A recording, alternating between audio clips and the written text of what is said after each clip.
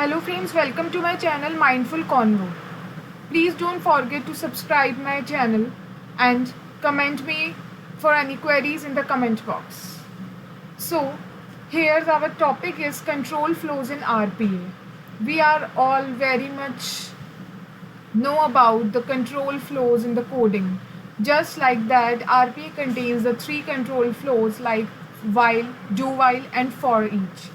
So for the time being, for today, we are only discussing about the while and the do while loop with the practical example in the UI path. First of all, what is the do while loop? Do while loop execute the actions, then check the condition. If it's true, it executes the activity again. While the while loop checks the condition first. If it is true, then it executes the set of actions in the body. This will be more clear to you when we are doing the practical part in the UI Path Studio. So here I have already taken the flow chart. So the first thing that I need is, first of all, we need the write line. Either we can take any input box or we can take any write line. We can take anything for this. Okay, so I have already created a variable, int variable input. So if I want to use the method write line, I need to do input dot toString, and I have already given the default value as 11. Okay, then we will take the while loop. First of all, we will take the example of the while loop. So what we have studied that in while loop, it checks the condition first. As we can see in this syntax that it contains the condition and the body part. So it means it is going to check the condition first. So in this example, I am going to write if the input is greater than 10, then I want input equals to input plus 1. Okay, so our condition should be input is less than 10.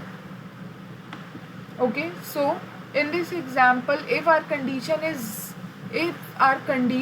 meets, then it will execute the set of actions that are written in the body.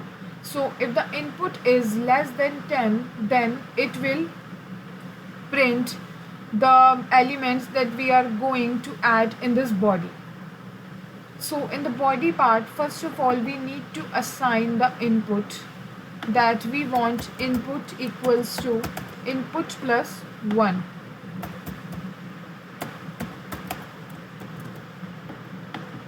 Okay, now we need to write the log message if we want to see the message in the output. Here we have written the log message is and input.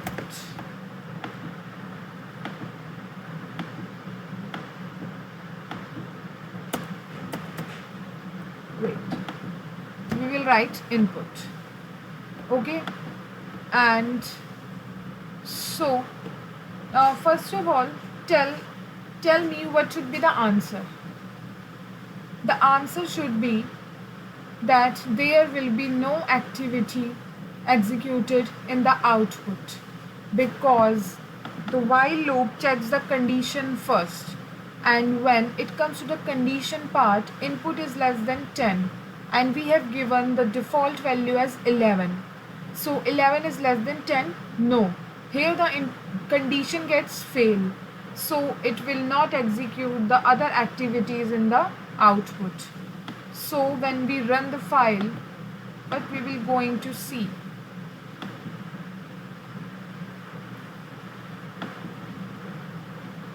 as we can see that execution is still running. Here the blank is written because we need to give some name, and I have given no name for this project. See, here only 11 is printed, and that 11 is of the write line. Okay, so it means while loop does not executed any of the actions. Now, if instead of while loop First, we will use the do while loop. So first of all, I will disable this and I will take the do while loop and connect it with the right line.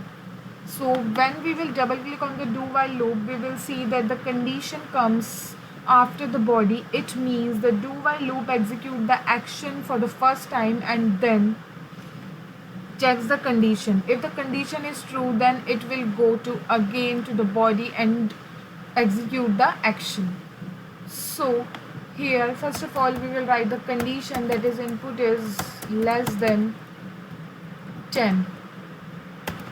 Okay, so in the body part what we will going to do is we will use the assign and we will assign the input as input equals to input plus 1.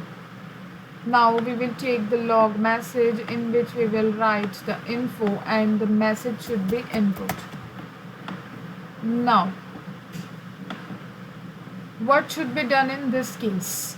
In the do while loop, as we have discussed, that it executes the action first, then it will check the conditions. So in output window there should be the output of the do while loop also. So when we run the file, what we will see, let's see, the execution is still running. We will see two inputs, it means 11 and 12. So 11 is the right line input and 12 is the input that has been executed from the do while. And if I will write the 9 here, so what we will see, and see one thing more, then that first of all it executed the body part, that means input equals to input plus 1, 11 plus 1 12, then it checks the condition 11 is less than 10, the condition gets false, so it will not go to the body part. But if we write 9, let's see what's the result.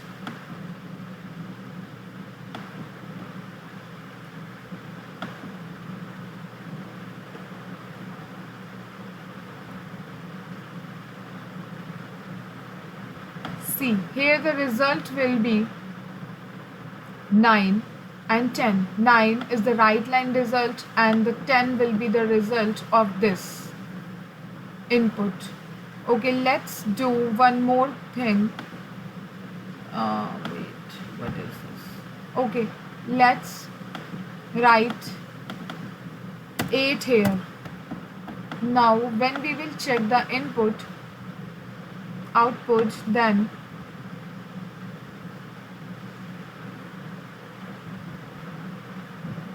see, in the output window we have 8, 9 and 10. 8 is the right line output and we have got here two outputs 9 and 10. So what does it mean? That first it will execute the body part, that means input equals to input plus 1, that is 9, and then it comes to the condition part where it checks that whether the 9 is less than 10, yes, then it again goes to the body part.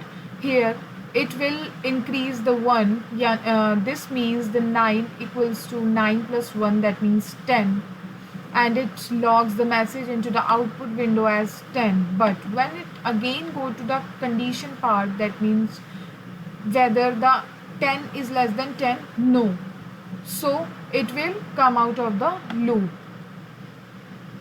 So guys, I hope you will have the clear picture now of the while and the do while loop.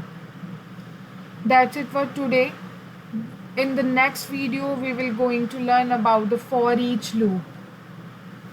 So guys, stay tuned for the next other videos. Goodbye.